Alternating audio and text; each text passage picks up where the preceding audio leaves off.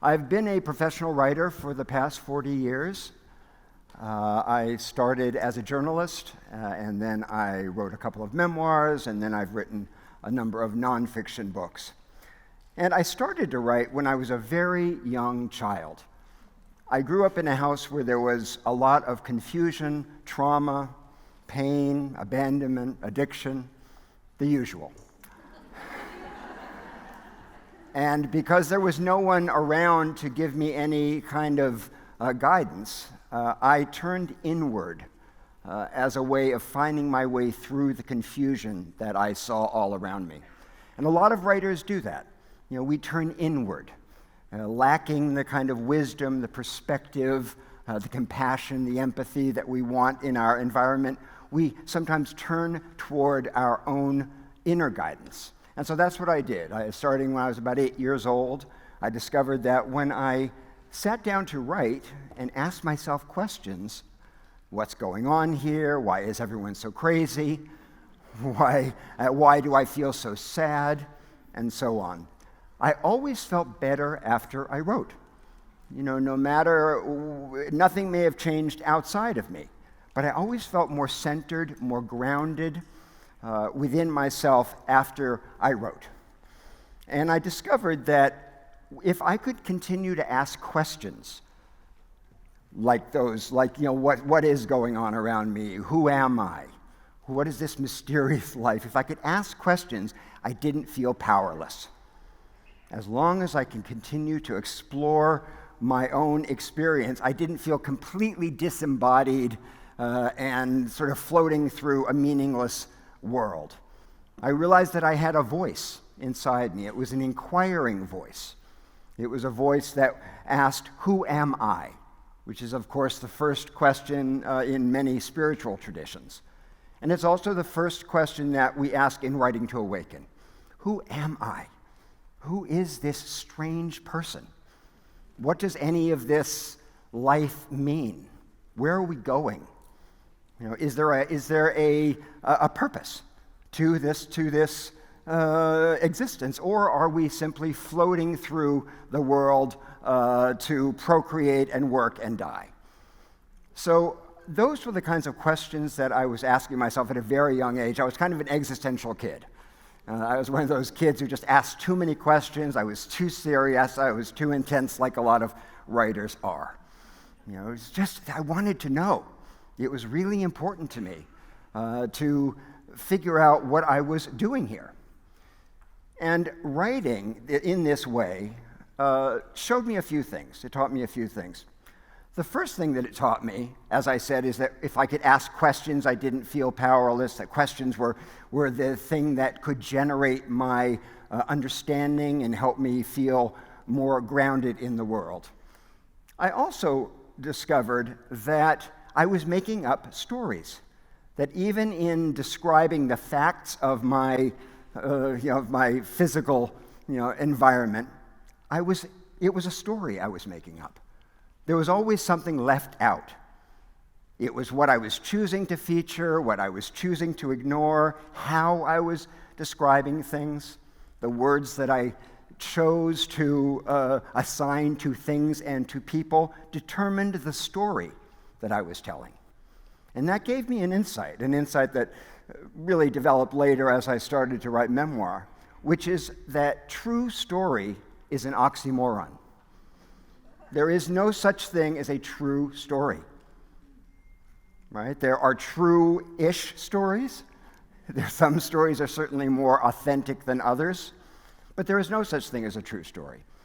By its very nature, a story requires a frame, and a frame necessarily leaves things out. That's how you create a picture. That's how you create a narrative. Okay.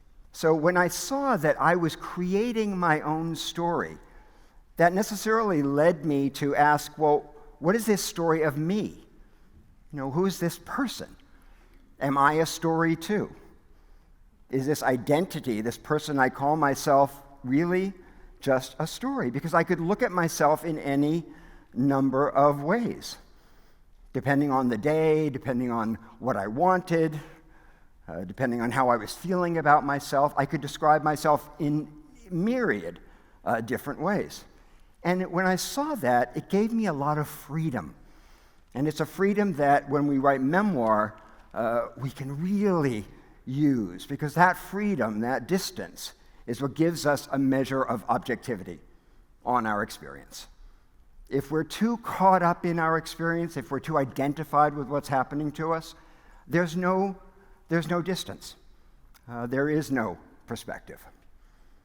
So this eventually led to a method that I call writing to awaken. I started teaching about 15 years ago, and I realized that this way of seeing, this way of writing, this way of being in the world had sort of coalesced into a teaching that I wasn't expecting. It grew very organically out of my life. And the core of writing to awaken, can we have a slide, please? There we go. The core of writing to awaken is that when you tell the truth, your story changes. And when your story changes, your life is transformed. Now, let's break that down a little bit. Okay, let's start with what we mean by story, why we do it, and how it works for us, and sometimes doesn't work for us. We are Homo narrans. We are the storytelling ape. That's how we move through the world. It's how we navigate through this mysterious dimension, is through telling stories, right? But as psychologists call this is a narrative fallacy. We put together events into simple-seeming stories in order to make sense of the world, right? That's what we do. There's nothing wrong with that. It's a natural part of being alive. We are story-making creatures. We are Homo narrans. The problem is that we forget that we are the storyteller, not the stories. This is the critical difference between living a life of what people in spiritual traditions would call ignorance, meaning that we're just lost in our ideas, our thoughts about things, our concepts, and realizing that we are actually not that.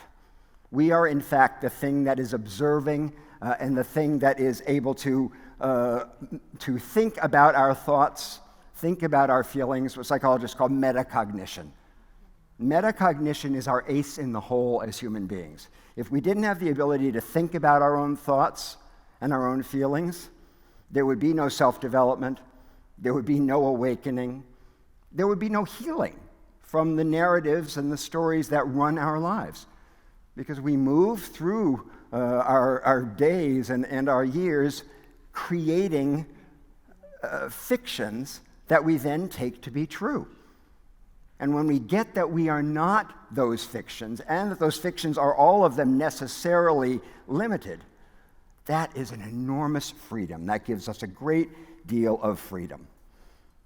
We have to question our stories, whether we're writing memoir, whether we're writing drama, whether we're writing poetry, whether we're writing novels. We have to question our stories. Otherwise, the work isn't going to have any perspective. Because if you don't have insight, if you haven't gained any insight from your experience, you can't put insight into your writing. This is something that's very important to understand.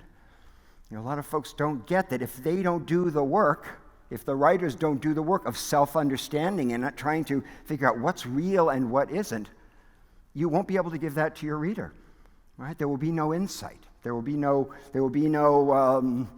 real reward for the reader. There's a saying in the 12-step programs, in Al-Anon in particular, that when a codependent person dies, someone else's life flashes in front of their eyes. Right. And the same is true for all of us if we don't ask questions.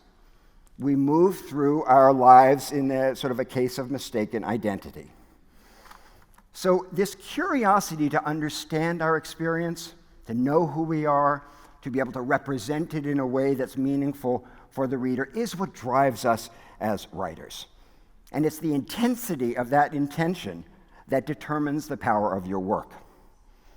You come to see that what you call your identity is actually a collection of memories, biases, opinions, wounds, fears, beliefs.